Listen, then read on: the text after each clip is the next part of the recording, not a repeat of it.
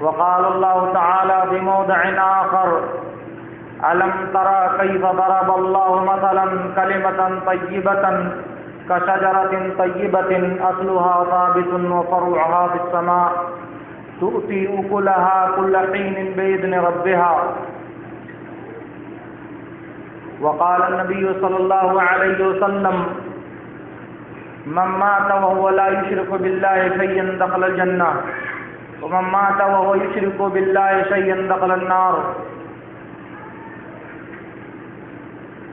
معزز حاضرین، اللہ رب العالمین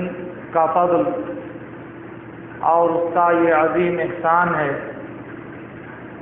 کہ اس نے ہمیں آج کے اس مبارک دن میں اس جگہ اکٹھا ہونے کی توفیق عطا فرمائی. یہ دن جو اللہ رب العالمین نے ہم مسلمانوں کو ہفتے کی عید کے طور پر دیا ہے، یہ اسلامی سماج کے لیے انتہائی اہم دن ہے، اس اعتبار سے کہ ہفتے بھر میں ایک مرتبہ تمام قرب و جوار کے مسلمانوں کو اکٹھا ہونے کا موقع ملتا ہے، اور ہماری یہاں حاضری صرف اللہ رب العالمین کا فضل اور اس کا احسان ہے. اسلامی شریعت میں اور دین اسلام میں عقیدہ، ایمان اور غیب، اس طرح کے جو الفاظ ہیں وہ اپنے اندر بڑی معنویت رکھتے ہیں. یعنی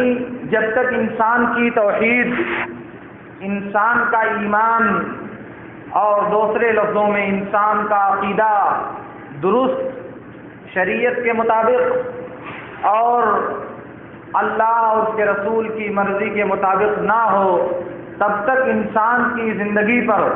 دین کا اثر اور اسلامی شریعت کا کوئی اثر مرتب نہیں ہوتا، اور اسی کے نتیجے میں انسانی زندگی میں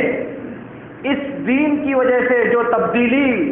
اور جو انقلاب رونما ہونا چاہیے وہ بھی نمایاں نہیں ہوتا. اور اسی لیے انسان بے دلی کے ساتھ اور انسان بدہمتی کے ساتھ جو عمل اور جو عبادت انجام دیتا ہے وہ بھی اللہ رب العالمین کی بارگاہ میں مقبول نہیں ہوتا. آپ دیکھیں کہ اللہ کے نبی صلی اللہ علیہ وسلم مکہ میں پورے 13 سال تک رہے. اس پوری مدت میں اللہ رب العالمین نے عملی احکام میں سے عمل کرنے کے جو شریعت اللہ رب العالمین نے بندوں کو دیا ہے ان میں سے کوئی حکم نازل نہیں کیا. مسلسل پورے 13 سال تک نبی صلی اللہ علیہ وسلم ہر خاص و عام کے مجمع میں یہ اعلان کرتے رہے کہ اے لوگو تم لا الہ الا اللہ کہہ لو کامیاب ہو جاؤ گے،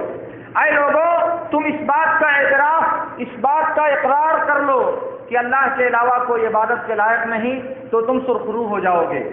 مگر جب نبی صلی اللہ علیہ وسلم یہ دعوت دیتے تھے تو سننے والے کہتے تھے اجعل الآلہۃ الہ واحدا ان ھذا لشیء عجاب، ڈھیر سارے معبودوں کے بدلے میں ایک معبود بنا لیا جائے، یہ بڑی عجیب و غریب بات ہے، ایسا نہیں ہو سکتا. اس کا مطلب یہ ہوا کہ نبی صلی اللہ علیہ وسلم کے اس کلمہ اور آپ کی اس دعوت کے نتیجے میں جو اثر مرتب ہونا تھا آپ کے مخاطب اس بات کو بہت اچھی طرح سمجھتے تھے، اس لیے وہ اسے تسلیم کرنے کے لیے اور وہ اسے ماننے کے لیے تیار نہیں ہوتے تھے.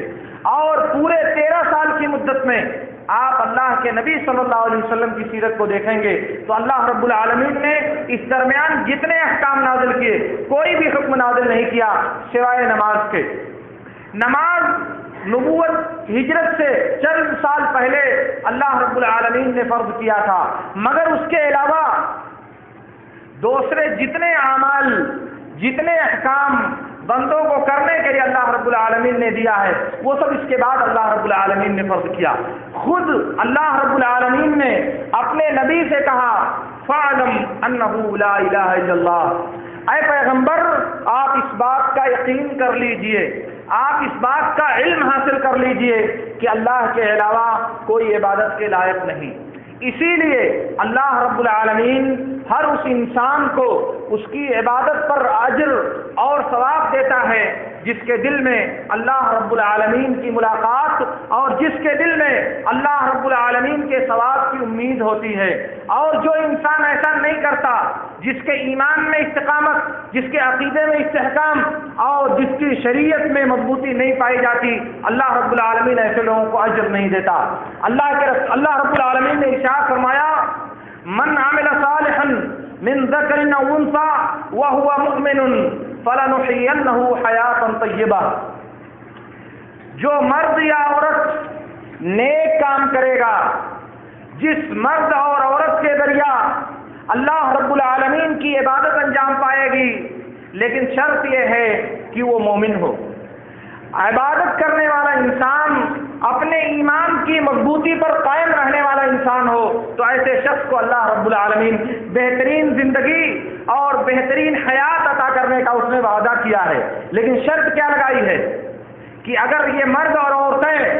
نیک عمل کرتے ہیں، دین کا عمل کرتے ہیں، تو اس کے لیے چاہیے کہ وہ مومن ہوں، ان کے عقیدے کے اندر، ان کے ایمان کے اندر پختگی پائی جائے، ان کے ہاں ایمان کی مضبوطی پائی جائے، تب اللہ رب العالمین انہیں اجر دے گا۔ اسی لیے اللہ رب العالمین نے دوسری جگہ ارشاد فرمایا وَقَدِمْنَا إِلَىٰ مَا عَمِلُوا مِنْ عَمَلٍ فَجَعَلْنَاهُ هَبَاءً مَنثُورًا، اور جتنے کام انہوں نے کیا تھا ان سب کی طرف ہم پلٹے، ان کے انجام کردہ اعمال کی طرف ہم آئے اور ہم نے اسے گرد و غبار کی طرح سے اڑتا ہوا عمل بنا دیا۔ اس عمل کا کوئی وزن، اس عمل کا کوئی وقار اور اس عمل کا کوئی بدلہ اللہ رب العالمین نے نہیں دیا۔ کیوں؟ اس لیے کہ انہوں نے اللہ رب العالمین سے ملاقات کا یقین نہیں رکھا، انہوں نے اللہ رب العالمین کے تعلق سے اپنے ایمان کو مضبوطی نہیں دی، انہوں نے اللہ رب العالمین کی شریعت کے تعلق سے اپنے عقیدے کو استحکام نہیں بخشا۔ تو میرے عرض کرنے کا مطلب یہ ہے کہ ایمان اور عقیدہ یہ ایک ایسی چیز ہے جب انسان کے دل میں یہ چیز پیوست ہوتی ہے، جب انسان کے دل میں یہ چیز گھر کر لیتی ہے تو اس کے نتیجے میں ایسی نسل اور ایسے افراد تیار ہوتے ہیں جو دنیا کی تمام مشکلات کا اور دنیا کی تمام پریشانیوں کا خندہ پیشانی کے ساتھ مقابلہ کرتے ہیں۔ لیکن اس کے برعکس جب ایمان انسان کے دل میں کمزور پڑ جاتا ہے، جب ایمان کی چاشنی انسان کے دل سے رخصت ہو جاتی ہے، جب عقیدے کا عمل انسان کے دل میں پیوست نہیں ہو پاتا، تو پھر ایسے انسان کو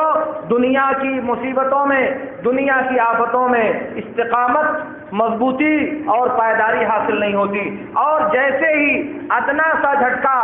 ادنا سا اللہ رب العالمین کی بلا نازل ہوتی ہے، وہ منحرف ہو جاتا ہے، اپنے دین کو ترک کر دیتا ہے۔ آپ اللہ کے نبی صلی اللہ علیہ وسلم کی سیرت میں دیکھیں، آپ کے صحابہ کو مکے کی زندگی میں جس طرح سے مشق ستم بنایا گیا،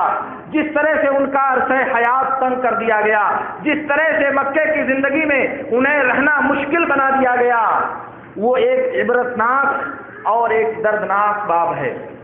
بغیر کسی جرم کے، بغیر کسی گناہ کے، صرف اس ناطے کہ انہوں نے اس بات کا اعلان کیا تھا کہ ہمارا رب،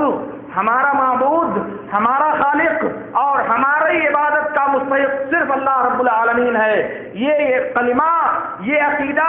اور یہ ایمان اس قدر پختہ اور اس قدر مضبوط تھا کہ دنیا کی جتنی ممکن سزائیں تھیں سب کا سامنا ان کو کرنا پڑا۔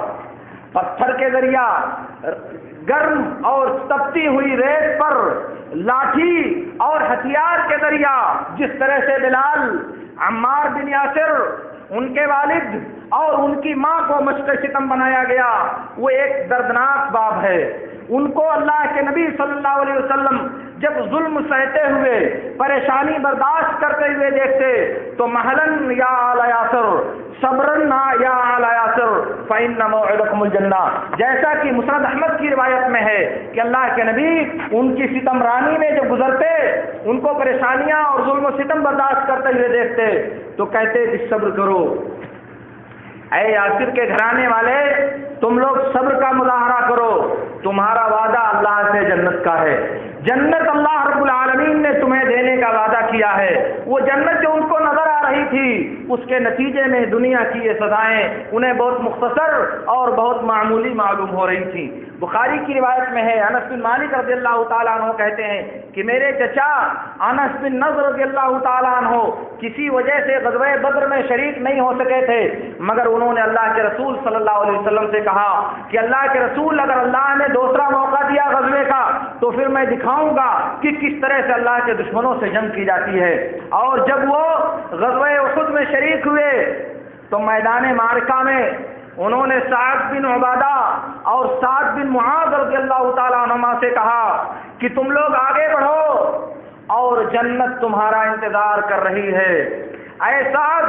اس پہاڑ کے پیچھے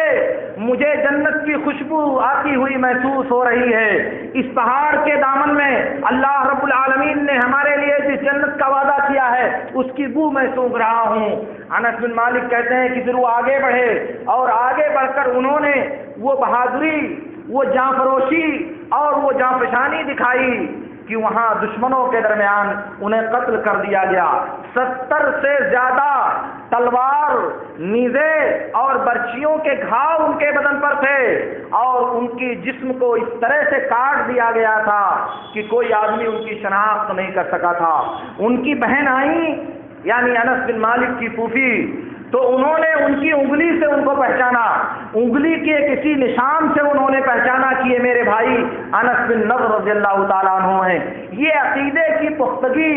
یہ ایمان کی صلابت جو ان سے کہلوا رہی تھی کہ جنت کی خوشبو پہاڑ کے پیچھے سے آتی ہوئی مجھے محسوس ہو رہی ہے، یہ اللہ کے نبی صلی اللہ علیہ وسلم کے زمانے میں اس ایمان کے نتیجے میں برپا ہونے والے وہ واقعات ہیں جو رہتی دنیا تک کے انسانوں کے لیے نصیحت اور عبرت کا سامان ہیں۔ میں عرض کر رہا تھا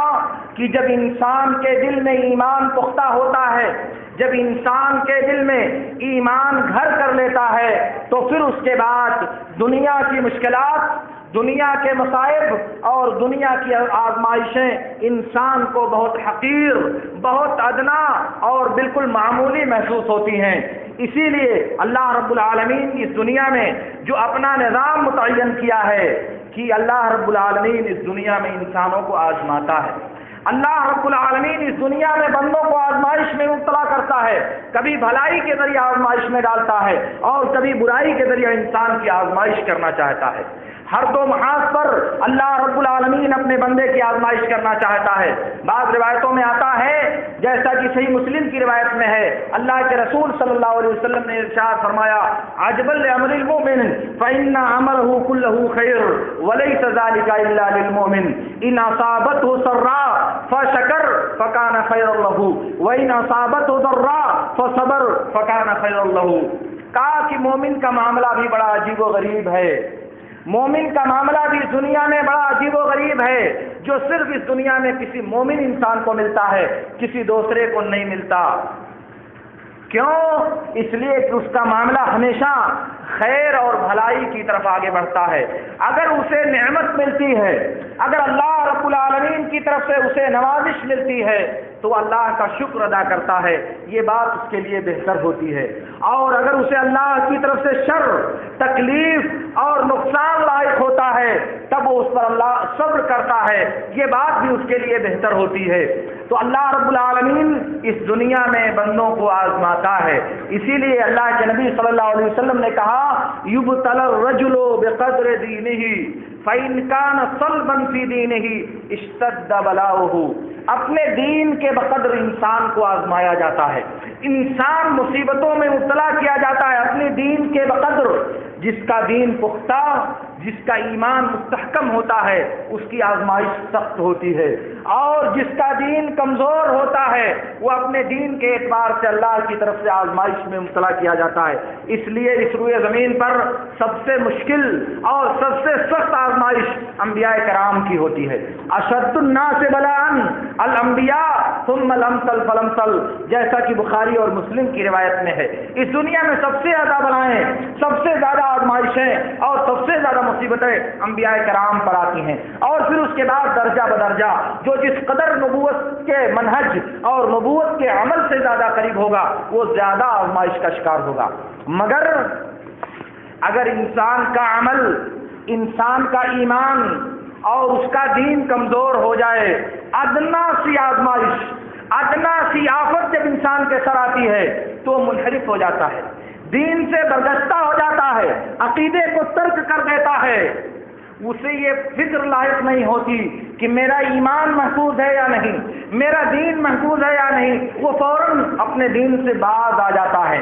اللہ کے رسول صلی اللہ علیہ وسلم کے زمانے میں غزوہ خندق کے موقع سے اللہ رب العالمین نے اس کا نقشہ بڑے دردناک انداز میں کھینچا ہے۔ کہا کہ جب پورے عرب سے جماعتیں اکٹھا ہو کر مدینے پر حملہ آور ہوئیں، اس موقع سے مسلمانوں کے دل دہل گئے، مسلمانوں کو لرزش ہو گئی، مسلمانوں کے دل کانپ اٹھے کہ اب کیا ہوگا۔ مگر جو مومن تھے انہوں نے کہا کہ اللہ نے ہم سے اسی بات کا وعدہ کیا تھا اور وہ ضرور ناکام ہو کر کے واپس ہوں گے۔ مگر جن کے دلوں میں ایمان کی کمزوری، جن کے دلوں میں عقیدے کا استحکام موجود نہیں تھا، انہوں نے کہا کہ اللہ اور اس کے رسول نے ہم سے جھوٹا وعدہ کیا تھا، اللہ اور اس کے رسول نے ہم سے دھوکے کا وعدہ کیا تھا، آج یہ دشمن ہم پر حملہ آور ہو رہے ہیں۔ اس لیے اے اللہ کے نبی، آپ ہمیں اجازت دیجئے کہ ہم گھر چلے جائیں، کیونکہ ہمارے گھر بے پردہ ہیں، ہمارے گھر دشمنوں کے لیے کھلے ہوئے ہیں، ان کی حفاظت کرنے کے لیے کوئی سامان ہمارے گھروں میں موجود نہیں ہے۔ اللہ رب العالمین نے کہا نہیں، ان کے گھر بے پردہ نہیں، ان کے گھر حفاظت سے خالی نہیں، لیکن ان کے دل ایمان سے خالی ہیں، ان کے ضمیر ایمان سے خالی ہیں، ان کے عقیدے میں پختگی اور مضبوطی نہیں ہے۔ آزمائش کی گھڑی آئی، پھسل گئے، ایمان ان کے دل سے نکل گیا اور وہ شکوہ کرنے لگے اللہ اور اس کے رسول کا۔ یہ منظر جو نبی کے زمانے میں پیش آیا تھا، تاریخ کے ہر زمانے میں پیش آتا ہے۔ آج بھی ہمارے سماج میں اگر آپ اس بات کا نظارہ کریں تو آپ کو انتہائی شدید صدمہ ہوگا۔ ایک انسان جو دنیاوی اعتبار سے اگر اللہ رب العالمین کی آزمائش کا شکار ہوتا ہے، اللہ رب العالمین اسے اولاد سے محروم کر دیتا ہے، اس کی ہزار کوششوں کے باوجود اللہ رب العالمین اس کی گود کو ہری نہیں کرتا، تو آپ کو پتا ہے اسے یہ صبر نہیں ہوتا کہ اللہ رب العالمین نے مجھے آزمائش میں ڈالتا ہے، اللہ رب العالمین میرا امتحان لینا چاہتا ہے، یہ بات اس کے دل میں نہیں بیٹھتی۔ وہ اس کے لیے جادوگروں، شعبدہ بازوں، مکاروں، درگاہوں، خانقاہوں اور دوسرے دروازوں کا رخ کرنے میں ذرا بھی جھجک محسوس نہیں کرتا۔ عقیدے کا دم بھرنے کے باوجود، ایمان کا دعویٰ کرنے کے باوجود جب پریشانی لاحق ہوئی، اولاد کی طرف سے اللہ رب العالمین نے آزمائش میں ڈالا تو ایمان کو رخصت کر دیا، ایسی جگہ کا رخ کیا جو اسے لے جا کر شرک کی کھائی میں ڈال دیتا ہے۔ اس نے ایمان کی حفاظت کی فکر نہیں کیا۔ اسی طرح سے دنیا کے اور دوسرے معاملات میں جب اللہ رب العالمین اپنے بندوں کو آزماتا ہے تو اگر ایمان کی پختگی اور ایمان کی مضبوطی انسان کے پاس موجود نہیں ہے تو انسان اپنے ایمان کا سودا کرنے میں ذرا بھی جھجک محسوس نہیں کرتا۔ اللہ کے نبی صلی اللہ علیہ وسلم نے ارشاد فرمایا، بادروا فتنا كقطع الليل المظلم يصبح الرجل مؤمنا ويمسي كافرا ويمسي الرجل مؤمنا ويصبح كافرا يبيع ايمانه بعرض من الدنيا قليل۔ کہا فتنوں کے آنے سے پہلے، تاریک رات کی مانند فتنوں کے نمودار ہونے سے پہلے تم جلدی جلدی نیک اعمال کر لو، کیونکہ ایک زمانہ آئے گا آدمی صبح کرے گا ایمان کی حالت میں، شام جب ہوگی تو وہ کافر ہو جائے گا۔ اور جب شام ہوگی تو انسان ایمان کی حالت میں شام میں داخل ہوگا، مگر جب صبح کا وقت آئے گا تو وہ کافر ہو چکا ہوگا۔ دنیا کی معمولی اور حقیر چیز کے بدلے میں وہ اپنے دین کو بیچ دے گا، دنیا کی حقیر اور ذلیل چیز کے بدلے میں اپنے ایمان کا سودا کر لے گا۔ یہ اس وقت ہوگا جب صبح میں انسان مومن، شام میں کافر، شام میں مومن، صبح میں کافر۔ کسی کو اندازہ نہیں ہوگا۔ یہ بات کیوں ہوتی ہے؟ یہ بات اس لیے ہوتی ہے کہ انسان کے ایمان میں کمی پائی جاتی ہے، انسان کے ایمان میں پختگی نہیں پائی جاتی، انسان کے عقیدے کے اندر وہ مضبوطی نہیں پائی جاتی جس کا اللہ اور اس کے رسول نے حکم دیا ہے۔ اسی لیے اللہ کے نبی صلی اللہ علیہ وسلم نے ارشاد فرمایا، بخاری اور مسلم کی روایت میں ہے، لا يسرق السارق حين يسرق وهو مؤمن، لا يزني الزاني حين يزني وهو مؤمن، ولا ينتهب الناهب حين ينتهب وهو مؤمن۔ کہا کہ جس وقت چور چوری کرتا ہے اس وقت وہ مومن نہیں رہ جاتا، جس وقت ڈاکو ڈاکے ڈالتا ہے اس وقت وہ مومن نہیں رہ جاتا، جس وقت بدکار اور زناکار انسان بدکاری کرتا ہے اس وقت وہ مومن نہیں رہ جاتا، کیونکہ اس وقت اگر اس کا ایمان زندہ ہوتا، اس وقت اگر اس کا عقیدہ زندہ ہوتا تو اس شر اور اس بے حیائی اور اس برائی کے قریب نہیں جاتا۔ جب وہ گیا تو معلوم ہوا کہ اس وقت اس کے پاس وہ ایمان موجود نہیں تھا جو اس کو اس بات سے روکتا، جو اس کو اس کی اس حرکت سے منع کرتا۔ اسی لیے اسلام میں اللہ رب العالمین اور اللہ کے نبی صلی اللہ علیہ وسلم اپنے ماننے والوں سے ایمان کی مضبوطی چاہتے ہیں، عقیدے کا استحکام چاہتے ہیں۔ اسی لیے اس بات کی بشارت دیا ہے کہ ایک سچے عقیدے والا انسان، ایک مضبوط ایمان والا انسان جب کوئی عمل کرتا ہے تو اللہ رب العالمین اس کا عمل قبول کرتا ہے، لیکن دوسرے لفظوں میں جب ایک بے ایمان انسان، جب ایک بے عقیدہ انسان اور جب اللہ رب العالمین پر ایمان نہ رکھنے والا ایک انسان کوئی عمل کرتا ہے تو اللہ رب العالمین اسے اس کا کوئی بدلہ نہیں دیتا۔ یہاں تک نبی صلی اللہ علیہ وسلم نے کہا، من کان آخر کلامہ من الدنیا لا الہ الا اللہ دخل الجنہ۔ آخری بات دنیا میں سب سے آخر میں جس نے اپنی زبان سے لا الہ الا اللہ کہا وہ جنت میں داخل ہوگا۔ کیوں آخری بات ہے؟ زبان سے کہنا مطلوب نہیں، اس بات پر ایمان رکھنا، اس کلمے کے مفہوم کو دل میں جگہ دینا، اس کلمے کے تقاضے کو اپنی زندگی میں نافذ کرنے کا عزم کرنا، یہ ذریعہ ہے انسان کو اللہ کی جنت میں داخل کرنے کا۔ اسی لیے نبی صلی اللہ علیہ وسلم نے ارشاد فرمایا، بخاری کی روایت میں ہے، جو اس حال میں مر گیا، جو اس حال میں انتقال کر گیا کہ وہ اللہ کے ساتھ کسی کو شریک نہیں ٹھہراتا تھا تو وہ جنت میں داخل ہوگا، لیکن جس کا انتقال شرک کے ساتھ ہوا، جو شرک کرتے ہوئے اس دنیا سے رخصت ہوا تو اللہ رب العالمین اسے جہنم میں داخل کرے گا۔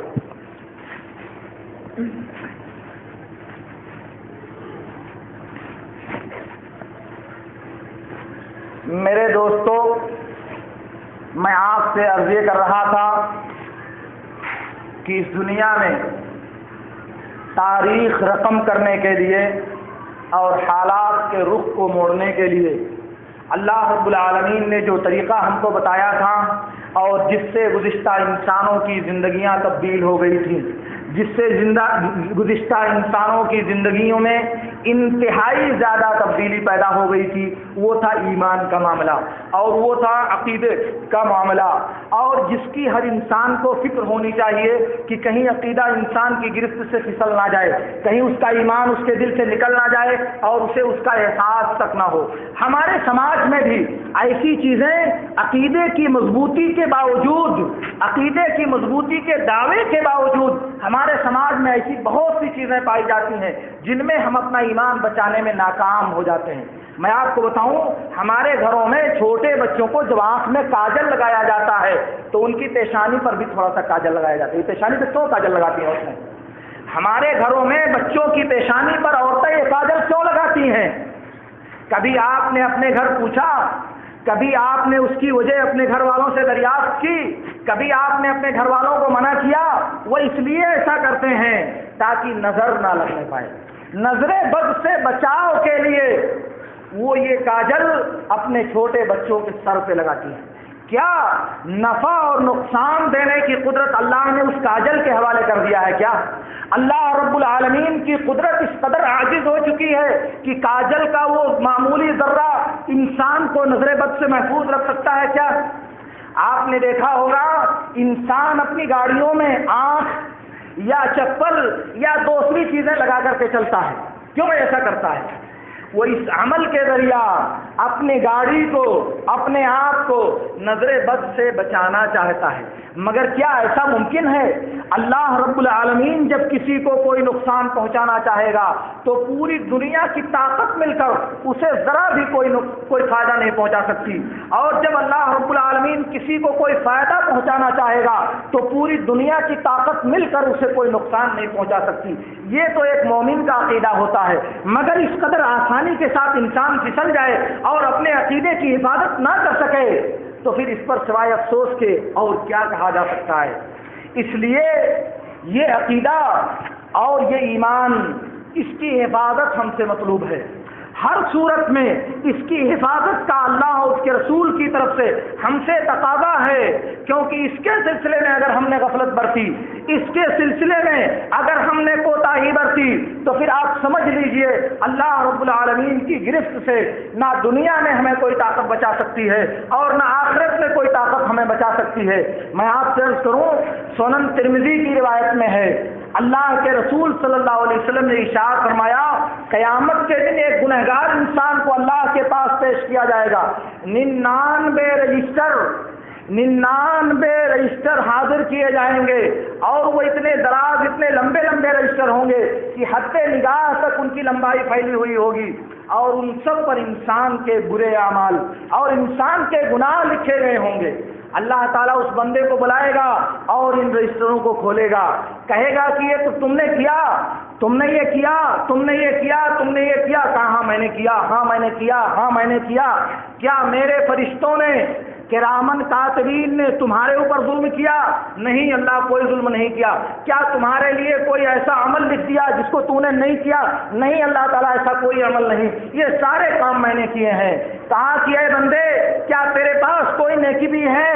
یہ ساری برائیاں تیرے دفتر میں، کیا تیرے پاس کوئی نیکی اور خیر بھی تمہارے پاس موجود ہے؟ کہا میرے پاس کوئی نیکی نہیں اللہ۔ کہا اللہ تعالیٰ میرے پاس کوئی نیکی نہیں، کیونکہ وہ انتہائی زیادہ خوفزدہ ہوگا، انتہائی زیادہ دہشت زدہ ہوگا یہ اعمال کا دفتر اور گناہوں کی یہ لمبی فہرست دیکھ کر۔ پوری زندگی کا ریکارڈ اللہ نے اس کے سامنے حاضر کیا اور ایک ایک کر کے اس سے اعتراف کروایا، اور سب کے بارے میں اس نے کہا کہ ہاں میں نے یہ کیا ہے۔ اس کے بعد اللہ تعالیٰ کہے گا کہ نہیں، میں تجھ پر ظلم نہیں کروں گا، تم نے اپنے ایمان کی کو ایک کلمے کے ذریعہ ایک کاغذ اور ایک کارڈ پر لکھا ہوا لایا جائے گا، اس کا ایمان، اس کی توحید ایک کارڈ پر لکھی ہوئی لائی جائے گی، اور اس کے بعد اللہ تعالیٰ کہے گا کہ یہ تمہارا ایمان ہے۔ کہے گا ہاں، لیکن ان لمبے رجسٹروں کے مقابلے میں، ان لمبی فہرستوں کے مقابلے میں ایک کارڈ کی کیا حیثیت ہے، ایک کارڈ کا کیا وزن ہے ان دفتروں کے مقابل میں؟ اللہ رب العالمین کہے گا میں تجھ پر ظلم نہیں کرتا۔ اس کے بعد دونوں کو تولا جائے گا، دونوں کو وزن کیا جائے گا،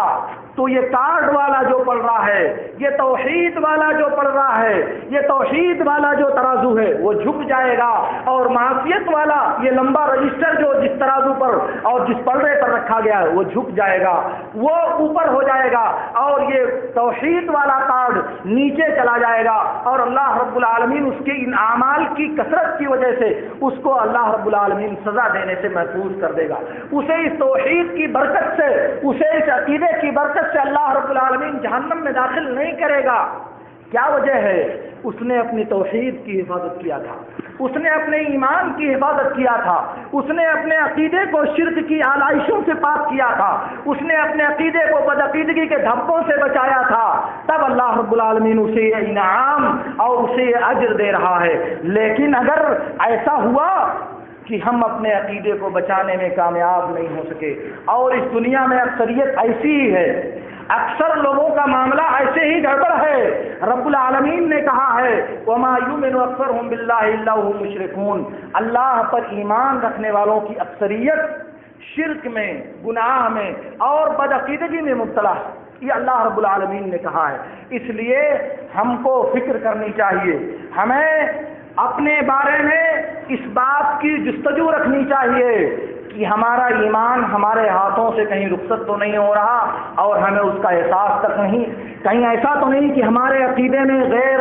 بدعقیدگی کی آمیزش ہو رہی ہے اور ہمیں اس کا شعور تک نہیں. اس لیے اس بارے میں ہوشیار ہونے کی ضرورت ہے. اللہ رب العالمین سے میری دعا ہے کہ اللہ رب العالمین ہمیں ان باتوں کو اپنی زندگی میں نافذ کرنے کی توفیق عطا فرمائے. وآخر دعوانا ان الحمد للہ رب العالمین. اقول لكم ما تسمعون واستغفر الله لي ولكم فاستغفروه انه هو الغفور الرحيم. عباد الله قوموا الى الصلاة.